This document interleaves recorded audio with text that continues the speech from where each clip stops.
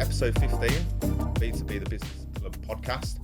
We are delighted to welcome ex-pro footballer and now professional commentator and coach, Mr. Marcus Painter. Welcome. Thanks very much. How are you? Yeah, very good, thank you. Good. I've relaxed a little bit now, so that's all right. So we'd like to put you on the spot from the start. Can you just give us, in a couple of minutes, just a bit of an introduction to yourself?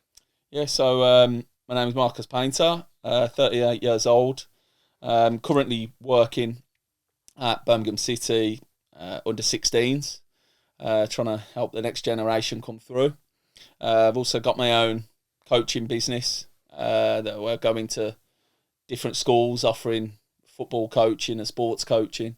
And I also have a little dabble in the commentary area as well. So I'm do a little bit for Blues TV and also done some commentary back on the Blues games for BBC WM as well.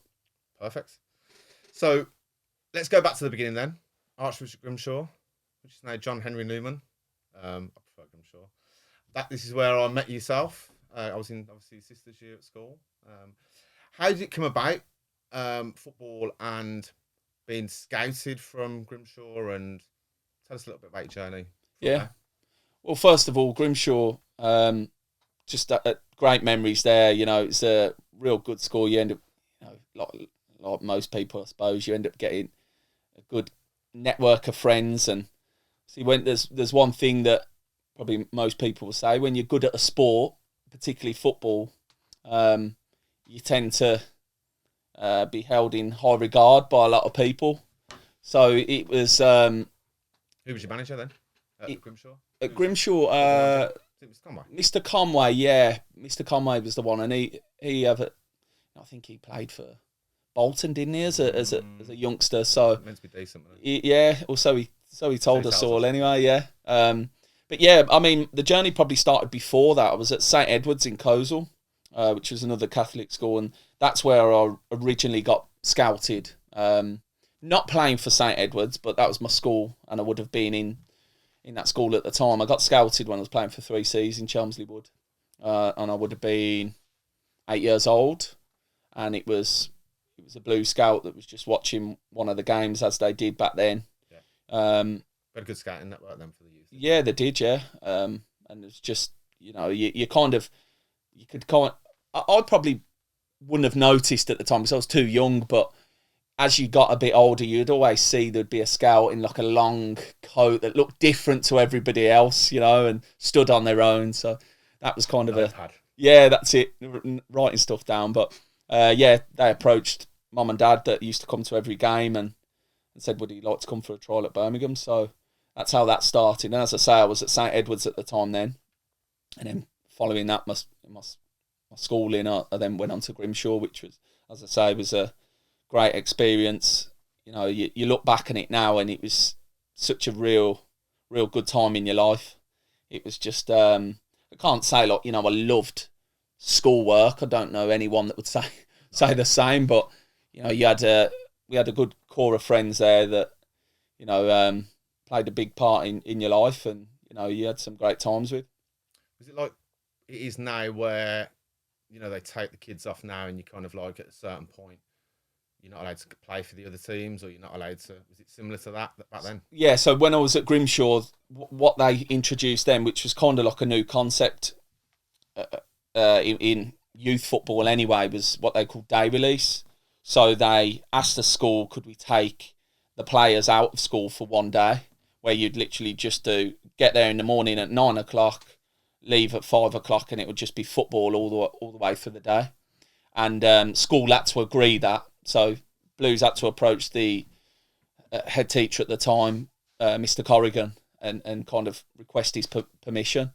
So the school were happy with that. It was kind of like I didn't want to deny me of the opportunity, I think, to try and progress and make some. And it's a badge for them, isn't it? I suppose? Yeah, exactly. Yeah. It's something that they can, kind of show off, I guess, really, and say that, we've got players in this school that play for this club, that club. So we were the school was quite good in that sense. We had Sean St. Ledger, that was a year above me. He went on to play for Republic of Ireland and a number of clubs in the Championship. Troy Deeney, 2 years younger than me. Was he 2 years? 2 years younger. So, there's the three of us, and I'm sure there were more if I, think longer about it. But there was always some, good footballers in every year. Some that didn't even make it, where you were like, oh, he was great on the playground or in the school football team or grassroots football. But for whatever reason, they don't end up making the step into professional football. So, but yeah, it's... I've known a few of the players like that, where their attitude might not be quite right, or I suppose when you get to 15, 16 as well, you start noticing the birds and the boos and stuff like that. It's difficult to keep your eye on the ball. How did you deal with that? Well, where we lived growing up was it was a house in the middle of nowhere, so unless mum and dad would give me a lift to somewhere where my friends were, then I was never getting there. So in a way, I think that helped me a lot, because there's no distractions. As much as I hated it at times, I'd love to knock a next door neighbour and go and play football with somebody, which obviously I couldn't do when you live in a cottage in the middle of the countryside. But I think what that saved me from was distractions. As you say, there's a lot of temptations for youngsters, isn't there? Different probably nowadays to what it was when we were younger, but still distractions that can veer you off track, especially if you want to get towards being a professional footballer. You really have to be dedicated and committed to the process, and I definitely was. I think, that's one thing I'd be confident in saying that my attitude was always right, always there. Obviously, mum and dad helped a lot with that, took me to every session possible, and it turned out quite good for me. Perfect. What do you remember about signing your first professional contract? I remember that. Well, it was slightly different. So what happened? Obviously, I went through the 2-year scholarship program, which was in years gone by it'd be called the YTS. Yeah. So I went through that, and there was a good handful of us that they offered pro contracts to. And it's basically like a bog standard pro contract where effectively you'll just make up the reserve team. So it doesn't mean you've made it, but still, you can class yourself as a professional then, so you've achieved something. But obviously the main goal is to try and break into first teams, because nobody knows anyone that has clocked up 100 reserve games, so you need to do more than that, don't you? Yeah. But yeah, it was just a case of sign my first one. Wasn't any negotiation. When you're at that stage, it's just, there's your pro contracts for a year, see how you get on. And then during that year, I just excelled. I played really well in the reserves. And we also had a lot of good pros dipping into the reserves at that time. I don't know if you remember. So my time breaking into the Blues team was the Premier League years. Yeah. So there was like Jeff Kenner, Kenny Cunningham, Matty Upson, David Dunn, Dugarry, the lot. Like, there was some, really good players there, and whether players were coming back from injury or just couldn't get in the match day squad, at times they would dip into the reserves. So it's different to how it is now. You see, obviously it's an under 21s, but then it was kind of open age, and you'd be testing yourself against like some really good pros that are established. Some of the names that you've just pulled out there. Yeah. You must be like. Yeah, well, that's the end. You want to prove yourself. Oh, you would learn so much off them, and there'd be some really... Darren Pearce was one that used to feature quite a lot, and I played a lot with Percy, and he was brilliant, really good, and you look up to them, achieved so much in the game. I mean, I remember being a fan, looking onto the pitch at Millennium Stadium against Liverpool. I think, did he have a penalty for us? I think he did, yeah. And then Ellery flaps it in the 91st. Yeah, that's it. Yeah. So and you would have put your money on Perth probably scoring again. Yeah, that's it. Yeah. So these type of players, I was, in the stands supporting, cheering on. Next thing you know, you're kind of playing next to them, and he's giving you advice, and you're working together. So, no, great experience. But yeah, so following that, obviously that year I did really well, and the manager Bruce would always come to watch the games with his staff, and I just started to get more kind of exposure to the first team then. So they'd say, right, we want 3 players to come and train with us, and then from there, I think that's when the penny dropped. Where when I was training with them, I thought, actually, I can hold my own against these. Whereas I'd probably never backed myself enough, really. That's probably something I've struggled with through my whole career, not believing in myself enough. But when you train with them, you actually go, oh, I'm all right here. I think I've got a chance. And then your confidence grows, and then you with that, then you show your true self, and that's where then Bruce gave me my debut against Fulham in the Premier League, and that's when the main contract came then, if you like. Beat them as well, didn't we? We did 1-0, Yeah. I've got it down here. How did that feel stepping out then for the first time? Nerve-wracking. Yeah. Nerve-wracking. I'd love to say brilliant. Yeah. But it was only good when the full-time whistle went and we won. Or when Nicky Butt scored the goal. That was an amazing feeling too. I mean, the noise on the pitch was good, like unbelievable, so loud. Yeah. So loud. Again, Nicky Butt as a player. Yeah, I know. I still can't believe he played for us. Yeah, it's like the career he had. I mean, needs no explanation, does he? And even now you see some of the greats like Roy Keane talk about him, Gary Neville talk about him. So it just shows what kind of player he had and how we got him to the club. Must have been the connection with Bruce somewhere along the line. But yeah, those type of players. I used to sit next to Nicky, but on the coach to away games, and yeah, he used to, kind of, as any young player gets, go and get the coffees in for me. Yeah. Once you've won a Champions League, then I'll get you a coffee and all that type of stuff. So, yeah. So no, he's great. He's very dry sense of humour, but a good guy, and yeah, really good player. Getting your debut and getting the result.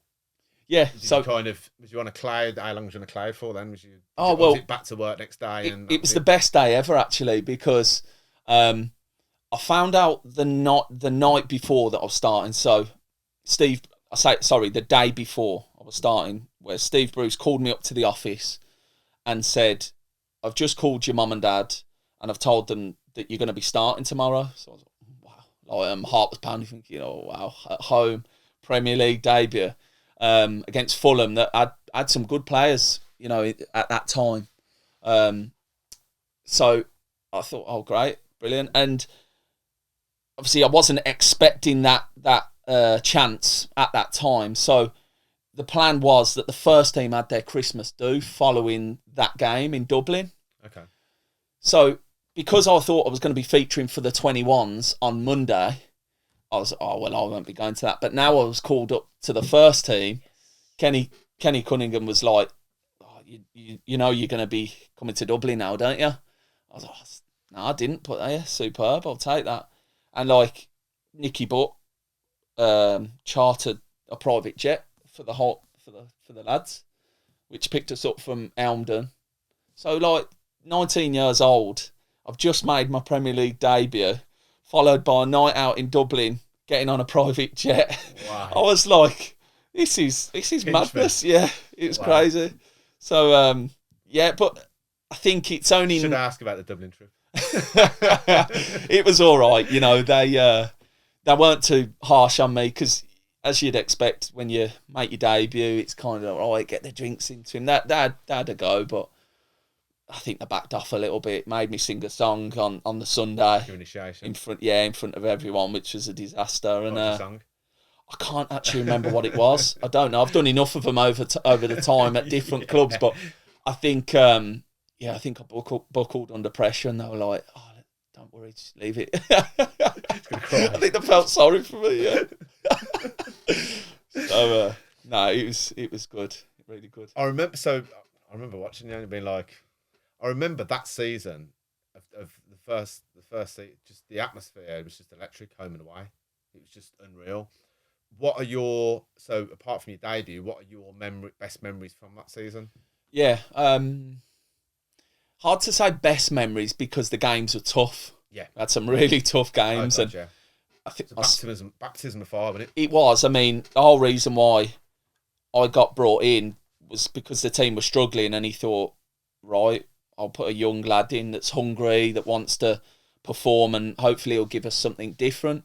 So, I mean, my game following Fulham was Man City away at the Etihad, which wasn't called that at the time, but still the same. Yeah. No, it wasn't Main Road. It was actually the Etihad, but I think they called it City of Manchester Stadium. That's what it's called, but still the Etihad. And so I had Trevor Sinclair playing against me then, and he was relentless, just ran at me every single time.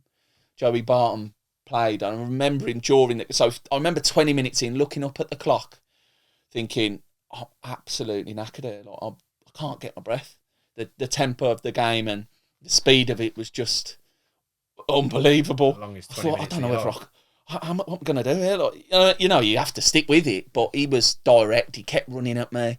Kind of probably knew that this is a new lad. It's his second game. Don't feel sorry for him. Yeah. And Joey Barton shouted to him during the game. He went, Trev, you're in your comfort zone. I mean, he said it a bit harsher than I'm saying it now, but you're in your comfort zone.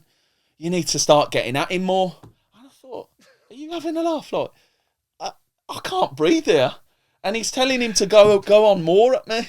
I thought, I mean, we lost the game 4-1, so it wasn't the best of games. But, yeah, some great experiences, even though scoreline wasn't what you'd want. But, following that, there was Liverpool in the Cup, which was another embarrassing result. But hell of an experience for me as a 19-year-old to be facing Gerrard, Sami Hyypiä, and all that, Xabi Alonso. It was just one of the, probably the most famous Liverpool teams, really, with the players they had in there. Unbelievable. Garcia on the right, and just Peter Crouch, everything that went up to him, he put in the back of the net. So it was a horror show from our point of view, especially at St Andrews, on the cameras. Packed St Andrews, as you'd imagine, but yes. I've got some partners that next day in work. Yeah. Loads of Villa fans. It's the worst part about it. Great. Yeah. But like you say, on a personal level, that's what you strived from 8 years old to do, isn't it? Well, that's it. I mean, you get a lot of people say, "Oh, what was it like? Oh, that must have been great." It was great, but the pressures on it are immense as well. I was the type that probably didn't really enjoy it because it was so uptight, and the pressure to perform, my desperation to perform, kind of took the enjoyment away at times. Yeah. As I said to you earlier, the enjoyment came when the full-time whistle went and you'd won the game. Yeah. But then that quickly passes and it's on to the next. So you're like, right, preparation mode for the next one. So it's well documented that you had one of the greatest players in football history in your pocket when you marked Cristiano Ronaldo. Was it the Carling Cup quarterfinal? It was, I think. Yeah. I think we played them twice. I played them twice, but yeah, definitely one of them I played against him. I remember the performance. Yeah, outstanding.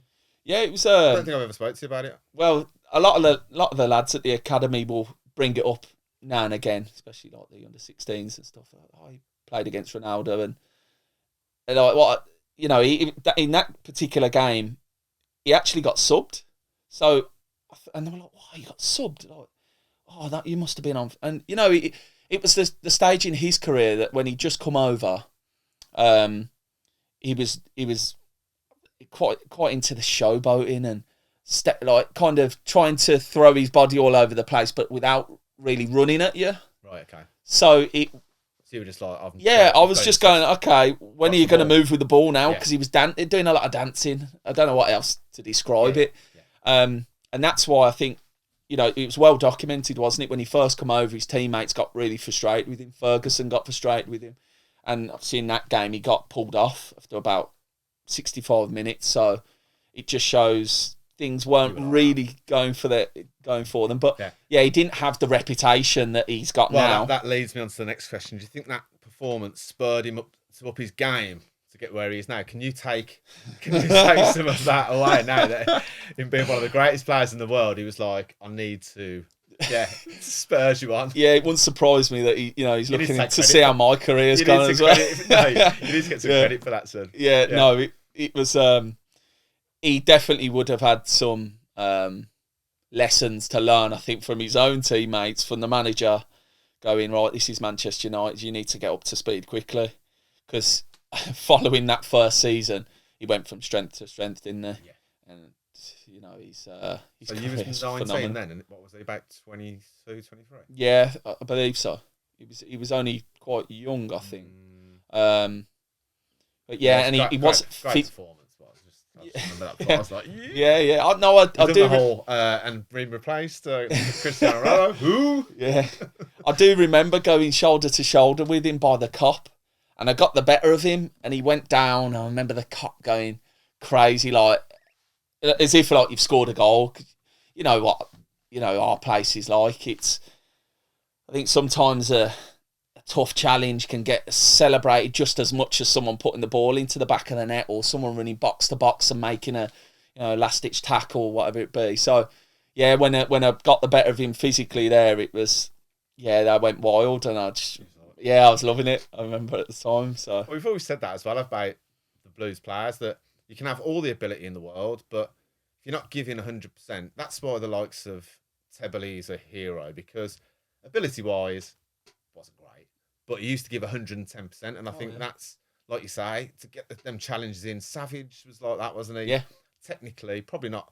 I mean, he was a great player, but he used to just run through walls. Yeah. You'd hate to play against him. I think that's what you get down there, don't you? If Yeah.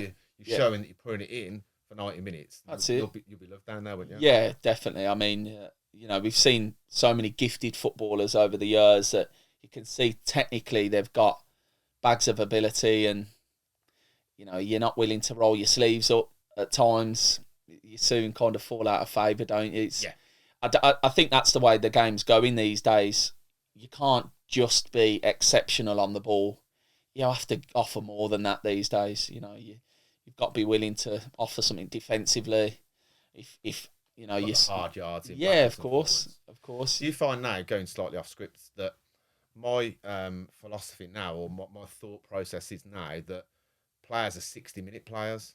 So you bust your balls for 60 minutes, and then there's, with the 5 substitutions nowadays, you can rotate that. And I've got an argument to say that in the Euros and stuff, that if with Bellingham, if you could have done that role box to box, and then 60 minutes get him doing that with Rice and solve that bit of problem, and then bring him off and bring someone else on with some fresh legs. I don't know how you feel about kind of the 90-minute player these days. I think you've always got players. I suppose if you're talking about the England squad, you've always got players in that squad that can come on and create something, can give you that spark. I'd probably less so defensively. You wouldn't be chopping and changing players there on the 60-minute mark, I wouldn't expect. But from an attacking point of view, you've always got that option, haven't you? And I know at times it is frustrating, isn't it, when in the past with England squads, I suppose you've seen it quite reserved and passive, and you're like, come on now, let's go up a few gears. But that's for a different podcast. Exactly. That conversation. Definitely. Yeah. Back to the script. So, Brucey, how was your relationship with Steve Bruce? You speak of him quite obviously really fondly. Who had so what was your relationship with him when you first broke in? He was, I owe a lot to him, because he gave me my debut in professional football. So I'll never kind of sit here and say anything negative about him in that sense, but in honesty, from a tactical point of view and learning the game, I'd definitely put the other coaches I've come across, so Gus Poyet at Brighton, Roberto Martinez at Swansea, I'd hold them in high regard in terms of what they gave to me in a tactical sense and a coaching sense, but he obviously had qualities, Steve Bruce. I mean, he had such a great career at Manchester United. He was a captain, so he knew how to manage people, like man management. He was great. He seems quite personable. Yeah. A couple of times we've met him down the Blues and stuff. That's it. Yeah, and there was some big egos in that squad as you'd always get when you're in Premier League, you know, there's some players on big money. So yeah, just kind of managing those personalities all in one changing room is a task in itself. But for us young boys, I think I don't know if it's an old school mentality. He was never overly harsh on us. When he had to be harsh, he was. But he wouldn't really kind of show you the attention that he would to, say, Christophe Dugarry or to David Dunn or Savage. But then you could look at it and say, well, they were his main player, so they're his priority, really. Yeah. But he was never rude to us, but just kind of never really make Not too really much conversation on, you know, and things. Do you take your, again, going off script slightly, do you take your coaching bits from Gus Poyet, bits of Martinez now, and use bits of that? And I'd say so, yeah. I mean, Eddie Howe, I was only there for a year, but you could tell he was clear in what he wanted, and the way he used to go about his training sessions was good. Even though I didn't particularly enjoy my time there, you could tell from a coaching point of view, he was going to be good, and he understood it. He had a philosophy. Yeah. But yeah, the Gus Poyet and Roberto. So Roberto at Swansea, that was his first ever coaching job or manager's job. And his assistant was Graham Jones, who's now at Newcastle, who's been with him at Belgium, Wigan. He was on the England staff as well for a time, and they had a great balance, those two. But like anything, on your first job, you're probably not going to be as savvy as you would be later down the line. That's natural with experience, isn't it? But yeah, they had a great balance, those two. You know, they were very like they wanted us to play all the time. You know, play out from the back, and that's probably something that wasn't too new at the time for teams in League One. It wasn't really happening then, but Roberto came in and said, right, this is what we're going to do. We're going to play out the back. Yeah. We're going to play on the floor as much as possible. And kind of the players he recruited fitted that style as well. You know, there's no good us going directs. We didn't really have anyone to go direct to. So in the contemporary game now, that's everything, isn't it? Yeah, it is. Yeah, you know, that seems to have taken over. I'm not saying there's no place for teams that want to go direct, because whatever works. But I think the higher up you go, you have to have more strings to your bow, and the same goes for just, you know, total football, playing out from the back and it all being pretty and playing through the thirds that everyone pictures and likes to see. You know, you even see Man City. They at times they'll mix it up and go straight into Haaland if the press is, of course, you know, on top of them. So touching upon, I know we spoke about it just before we started, but when you got some palters for that injury on for the Brand Bergen player, talk us through that. And so we went out to Norway, and we played Brand Bergen, and I just remember sprinting out of the back four to try and challenge for the ball. Went, you know, slid in, and Fabian Sipot, his name was, Slovenian international at the time, got there before me, planted his leg, and the full force of me clattered into his tibia and fibia, I believe. The ball's there to be won. I was so eager. I was so eager to like show everybody, you know, that I can win tackles, and I was desperate to do well. Yeah, it's simple as that. Yeah, and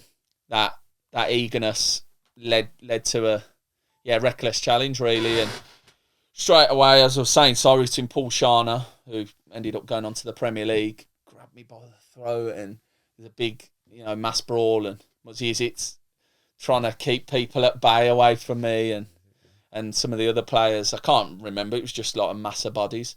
You made the Norwegian front pages. I was on my research. I did, yeah. Made the local. Was their enemy number one in Norway? I know. Well, Bruce took me off straight away in that game because I got a yellow card. It wasn't a red, thankfully, but giving me a yellow card, and their fans were raging. So he thought, well, this doesn't look good. I need to get you off the pitch. He sent me straight into the changing rooms, and straight after the game, he was like, don't worry about it. He said, like, you didn't mean it. It's one of those things. That's football. Just get over it. Yeah. Because I think that Fabian Sipak by all accounts wrote a letter to the club, just kind of expressing like that his unhappiness of what I did. Yeah. And it's normal, but I don't know what you can do. The damage was done and it wasn't intentional. So Bruce was like, just ignore it, just move on. It was like the Martin Taylor one on Eduardo, wasn't it? It's just a bit messy, isn't it? And then it kind of happens. And credit to Bruce, like just what you said there is that it's just like, because he doesn't want you to be beating yourself up about it, and I suppose you probably was at the time. Oh, of course, yeah, because you don't want to put someone out for months on end and potentially kind of ruined his career in a way. And he did come back, but not at the level that he was probably capable of, or definitely before the injury. Yeah. It's just one of those things, and I'd never, as I say, never injure anyone on purpose, but it makes me think when I say that we had a pre-season tour for Brighton in Portugal, and we were playing Tottenham's under-21s, which was led by Les Ferdinand and Tim Sherwood at the time. And in that 21s was Andros Townsend, Harry Kane, all the crop now that have really come on. And I think it was a lad called Jonathan Abika. I believe it was him that was up front for them. And he was being a bit naughty with some of his challenges.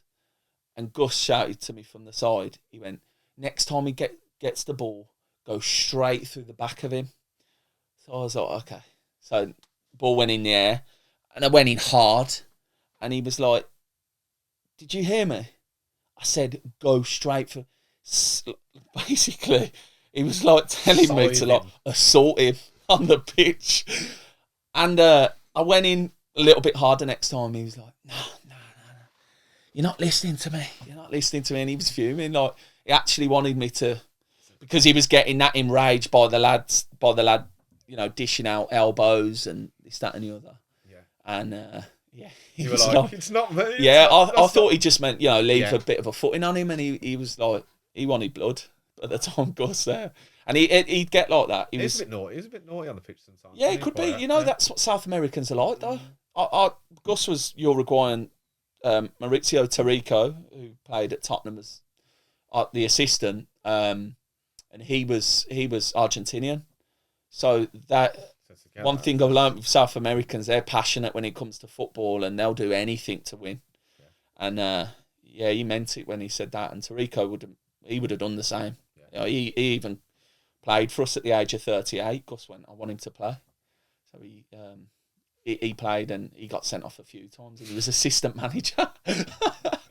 Yeah, like he'd stamp on people and all sorts. Like, he was brutal, but he was brilliant, very good. What a great player, even at 38, and really good coach. Like, the detail that he'd give you as a fullback. I was like 26 and I was learning stuff off those guys, and I thought I knew the game. And then they're telling you things. Oh, wow, that really helps. It's amazing. Yeah. So just rewinding slightly back, how did the conversations go regarding your move from Blues? Was it a difficult situation at the time? Was you playing? Was you happy? We had been relegated to the Championship. I played at Leeds away. Gave a penalty away. Jeff Horsfield actually was playing for Leeds. Was it? And it got me a treat. Got too tight to Horse. Rolled me in the box and I pulled him down. Well, I didn't exactly pull him. He knew what was coming. Felt contact and he just went down. Yeah, which is clever. He's experienced. He's always a big lad, isn't he? So you can imagine he might have been able to shirk it if you knew he was on. So we ended up losing that game. I think that was probably the last game I played. I was then just in the squads on the bench and travelling with the team, and I'd signed I had 3.5 years left on my contract at Blues. And Bruce called me into the office and said, we've had a few clubs come in for you on loan, Swansea being one of them. So he said, it's up to you. He said, you've got a contract here. I'm not saying you have to go. He said, but I don't know whether you're going to be playing week in, week out. He said, at the moment you won't be. So it's up to you whether you want to wait. And I thought, okay, well, there's a chance of first team football there. I didn't really know much about Swansea. I actually said to him, I said, what do you think? He said, yeah, go Swansea. He said, like, big club, expected to get promoted from League One. They're in the playoffs currently. So I went there November, I think, or December, something like that, halfway through the season. And he said, yeah, they've got some really good players there too. So this is the best thing I did, moving away from home. Yeah. Actually, like, that's where you grew up. You had to fend for yourself. You're living in I kind of just moved out of my parents' house, bought my own place in Solihull and stuff. I was there for 3 months, and when you're next near your parents and the people you know, you're not really looking after yourself because you've got people, to call on. Do your laundry. Then yeah, that's it. Yeah, so moving to Swansea, I had to start doing my own laundry, and just doing your own shopping, stuff that makes you go, oh yeah, well, isn't that what every 19-year-old should be doing? But if you haven't done it before, then it really makes you grow up. And the football was great. So you wanted to play football, essentially? Yeah, that was the main thing. Yeah, I went there to play football, but out my comfort zone, going to an area I've never been before, new group of players. But it was great. Best thing I did. I was there for 3.5 years. Kenny Jackett took me there to start with. I was on loan, and then I signed. And 68 games I got down for you. Yeah. I did my cruise ship there, so I've seen that. That kind of hampered, me playing more games there, really. Yeah. And it's typical. Injuries always seem to occur when things are going well. We won League One under Roberto, League One champions, and then not long into the Championship. Then had a good start to the season, playing week in, week out, and then cruise ship goes. How'd you do it? I remember that there's a lad called Ferry Boda, one of our central midfielders. He passed the ball short. It was against Southampton. We was at home. Passed the ball short, and as I changed direction, I remember planting with my right foot, and then as I went to push off, I just a crack, and I just remember just dropping to the floor, and I was screaming, to the point where I was screaming, and then it was an odd experience. I was lying there going, oh my God, why are you screaming like this? And I was grabbing my knee because it was hurting so much. And I was like, what is going on here?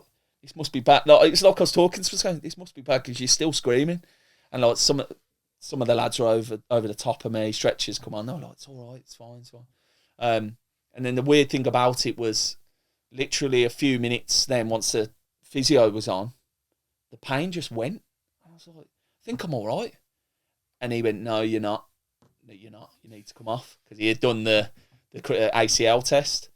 So he obviously could feel that it'd gone. Shocks. But yeah, the shock set in, and that's where you don't feel the pain. So I was like, no, Evo, I feel fine. I want to get back on. He was like, you can't. So I was stretchered off. Fans are applauding you off the pitch like they do whenever the stretch. Yeah. And that was me out for 10 months. Yeah. Well, it was a nightmare because cruise ship's never the best of injuries anyway. Recurring as well, isn't it? Yeah. Make sure you're fully back. Oh, I know it's hard. No, you can't cut corners on it. And then my first training session back, I was just doing warm up with the team. They were like, "Oh, you ready to do warm up?" I did a step over, and I felt pop in my other knee. I was like, I don't believe this. What is that now? I've just felt there. Went out and I'd basically damaged my meniscus in my other knee. That serves me right for doing a step over. I know your body's like, what is going on there? So that put me out then for a bit longer. And then by that time, then Roberto, I had to have an operation. Yeah, I had to have a third of my lateral meniscus removed. And then that also came back to haunt me. That's what finished me basically later down the line because of another injury to it. But and in the meantime, then at Swansea, Roberto moved to Wigan. So Paulo Sousa came in, and just didn't see you around. And no, it was okay actually. It started off quite well. I felt strong, and he was meant to just give me kind of manage my minutes, actually. So we had a cup game, I think it was Carling Cup, and he said, I'm planning on giving you 60 to build you back up slowly. So I was like, great. Went to extra time. He kept me on. He kept me on for like 120 minutes. And the physio said to me after, he was like, geez, he went, I couldn't believe he kept you on that long. I know, yeah. Like, paid me extra time and everything, so I was knackered at the end of it, as you can expect, because I hadn't played for like 10 months your legs or what. are going, Yeah. But no, I did well in that game and played me a few after, and then, yeah, it's just, I lost my place in the team, and then, yeah, just Brighton coming on loan for me then. And then went well, there that moves me on, yeah. Says no inner city moves for you. Was it a deliberate career move to spend as much time as possible at the seaside clubs? Do you have like a good fucking space? I was lucky, wasn't I, really, with the places I went. I mean, Swansea was great, obviously on the coast there, and going to Brighton, one of the best places. I love it. Amazing place. It's probably one place in the UK, not that I've travelled all around the UK, but to the places I've been to, I could happily move there. It was a really good place to be. It was, I think some people call it London by Sea, don't they? Yeah. And it's just such a quirky place, and yeah, great. Really enjoyed it. But yeah, the football. See, Gus was there. He spoke to Roberto. Kind of got Roberto's opinion on me. See, Roberto's at Wigan now, but ran it by him, and he said, 100%.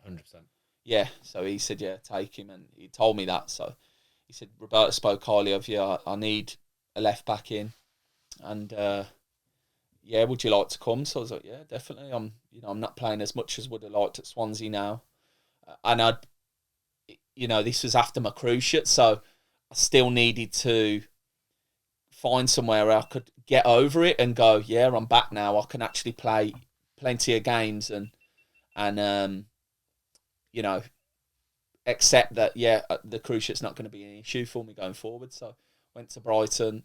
At the time when we went, it was me and Caldron, Inigo Caldron, who had a good career at Brighton too. Yeah. Both of us came in. It was around relegation zone when we first went there, finished mid-table. So after that loan then, they were like, right, we want to sign you. So I signed then, and then our following full season then in League One, we won the league, like convincingly. And yeah, it's probably not what everyone would have expected, because obviously 1 minute we were scrapping away relegation zone, but he really turned the club around, and it was brilliant with what he did, and the players that were there. We had, when people say about the changing room of players was key to success. That is one place I can say 100% worked for us. We had a good core of players. Everyone, wanted to achieve something. We're all hungry, but attitude was spot on. Bouncing. And we did. We went on to win the league convincingly, and see then the next season then was going to the current stadium that they're in now, the Amex. So it fitted in perfectly. It was a good time there. So you represented Ireland at under 19s, under 21s. Following the Nation League games with England and Ireland just played recently, both scorers being former Ireland players defecting to England, the full squad. The question is, would you have done the same as Grealish and Rice and played for England? And as a bit of a caveat, if you'd have scored, would you have done the Rice reaction or would you have done the Grealish reaction? This is assuming that you would, obviously. I'd have done the Grealish reaction all day long. I didn't score many goals, so if I was scoring, I'd celebrate it no matter who it's against. I don't know. I don't know whether it makes a difference whether Rice would have celebrated that people have disliked him anymore, would have liked him more for his reaction that he did. They were booing him and Grealish throughout the game anyway. They give him some pelters before the game and during the game, so you kind of give. I think the Irish fans have come across that situation more than once over time. There's been lots of English-born players that have gone on to represent Ireland. So, yeah, yes, that's what's the way it is. What's your diplomatic answer? Would you have, if you'd have been tapped up for the full for England, would you have gone? Yeah, I would have. Ironically, we needed decent fullbacks, didn't we? So still do a job now, haven't you? Yeah. Well, when the competition was Ashley Cole and Wayne Bridge and all those. Yeah. Yeah. I actually played with Wayne Bridge at Brighton. He came on loan to us, and he played ahead of me as well, which you'd expect. He was at Man City on loan at the time, so yeah, I think they were paying him like a ridiculous amount of money, so he had to play. But yeah, with those type of fullbacks, there wasn't many people that were going to oust those two. So, but yeah, I ended up playing England actually for Ireland under 19s, and it was in Ireland, and I got my hopes up after the game. Though I had a good game, and I forgot the England coach at the time, but he came into our hotel and came into our dinner room basically when all the Irish lads are having food, and he come directly to me and shook my hand and was, "Oh, well done today." And I thought, I might have a chance. I might end up getting an England call up here, but it never materialised. I just think he was being polite, and I don't know. You're like, whether he tease. Yeah, exactly that. And all the lads were like, some of the Irish boys, what are you talking to him for? What's he say? I was like, it's all right. Yeah, don't talk to him. Yeah. There was definitely bitterness there with some of like the, Irish-born players. There was that rivalry, without a doubt. And there was even a clique, if you like. The Irish-born players would stick together, and the English-born Irishmen would stick together too. And it's not that we all got on still, but there was definitely that divide.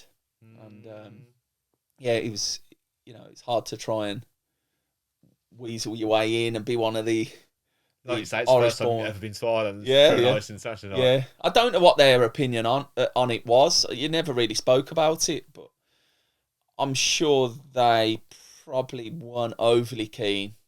Yeah. I think they'd prefer it if you actually spoke with an Irish accent. It's a running joke, isn't it? Like, it used to be that, if you had a Guinness or if you... then you'd be eligible for them, but yeah. Yeah. Well, I was thinking back to that... what was it, that comedy where I can't think of the name now. Where he sees them in the airport and he's like, "Here they are, the England B team." Yeah, what is it? He used to write the team on the back of a fag packet. England manager, something England manager. Mike Bassett, that's it. Brilliant. Yeah. England B team. That's it. I know you used to. I come out with that now when people go, "Oh, you played for Ireland, did you? 21s?" I say, "Yeah, England B team." Brilliant. Well, thanks a lot for your time, mate. Thanks. No, it's a pleasure. Yeah, thanks for having me. And good luck for the season. Thank you. Keep it on. Yeah, keep it on. Cheers, mate. Cheers.